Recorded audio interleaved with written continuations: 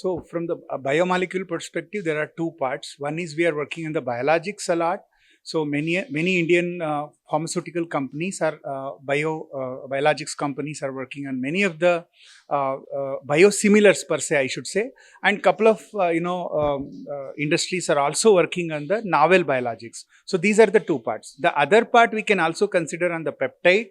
So where we are also working on the second segmentation on peptides, oligonucleotides, gene therapy, cell therapy. So all these things are a novel part of biologics, which is emerging as novel therapies. Yeah, see, peptides from the generic perspective, there are a lot of scopes. Now, with the recent guidance from FDA as well as EMA and Indian regulators, we have a clear-cut pathway how to go ahead, and we have a great support from Indian regulators as well as US and Europe, where we will get a clear guidance what we exactly need to that from the perspective of how it is evolving. There are a lot of good biosimilar molecules, peptides, which will going to off patent nearby. So many people are working on that stage wise, and we need to we would be the first kind of a thing. We should work in that direction, where we would be the first kind of organization where we should get the approval and do the needful for the human, from even from the India perspective as well global perspective, from cost effective drug. We can even provide the cost effective drugs from. That's the key from the Indian pharma perspective. Okay, so I can categorize into two perspective. So both the regulators have a clear cut differentiation. I mean, clear cut guidance document is available.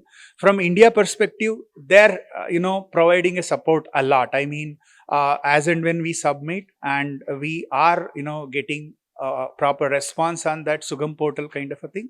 So the support is really good. Now the most important part we are expecting from the CITSCO and other agency is, somewhere if some guidance documents are not present and gray areas are there, so that guidance needs to be provided on immediate basis. Apart from that, it's going well kind of a thing. Yeah. So I'm fortunate enough to be a speaker on this ET Pharma.